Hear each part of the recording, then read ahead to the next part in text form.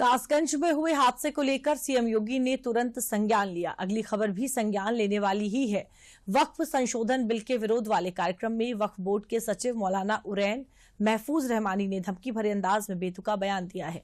क्या था कारण और क्यों मौलवी रहमानी धमकी देने पर उतर गए, पूरी खबर देखिए। खोल कर सुन लो कि जो मस्जिदों पर हाथ डालता है वो अल्लाह के गज़ब और इंतकाम को दावत देता है। आपने एक मस्जिद के ऊपर हाथ डाला, नतीजा ये है कि वहां आप इक़्तिदार से महरूम हो गए। अगर आप सारे मुल्क की मस्जिदों पर हाथ डालेंगे तो सुन लीजिए, कातिब तकदीर आपके लिए ज़वाल की दास्तान मुक़द्दर कर देगा। इस हकीकत को समझ लीजिए कि मदारिस और मसाजिद और हमारे इदारे ये वक्फ जायदादें हैं जो मुल्क के तूल और अर्ज में बिखरी हुई हैं, और वक्फ अमेंडमेंट बिल आने के बाद इन वक्फ जायदादों की हिफाजत मुश्किल हो जाएगी। हुकूमत की हरीफ पार्टियों को भी आप बताएं कि आपका किरदार वक्फ अमेंडमेंट बिल के सिलसिले में क्या होना चाहिए। नीतीश कुमार हो या नायडू हो, उनको आपको मिल्लत इस्लामिया को बताना होगा कि आप अगर हमारे वोटों की वजह से इक़्तिदार की कुर्सी तक पहुंच सकते हैं, तो आपने अगर मुश्किल वक्त में हमारा साथ न दिया तो हम वो हैं कि हम जाएंगे नहीं, आपको भी साथ लेकर चले।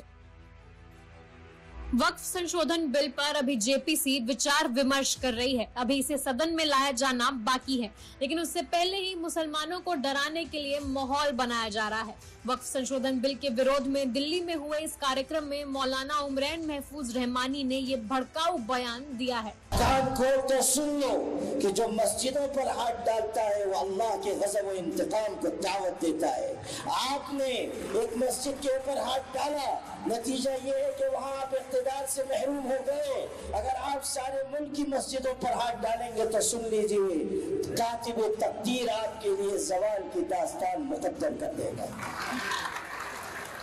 इस हकीकत को समझ लीजिए कि मदारिस और मसाजिद और हमारे इदारे ये वक्फ जायदादें हैं जो मुल्क के तूल और अर्ज में बिखरी हुई हैं, और वक्फ अमेंडमेंट बिल आने के बाद इन वक्फ जायदादों की हिफाजत मुश्किल हो जाएगी। दरअसल मुस्लिम पर्सनल लॉ बोर्ड जेपीसी में बिल की मुखालफत कर चुका है। कई राजनीतिक दल भी इसका विरोध कर रहे हैं, लेकिन कमेटी के चेयरमैन जगदम्बिका पाल बैठकों के साथ साथ ग्राउंड पर जाकर उन लोगों से बात कर रहे हैं जो इस बिल से प्रभावित हैं।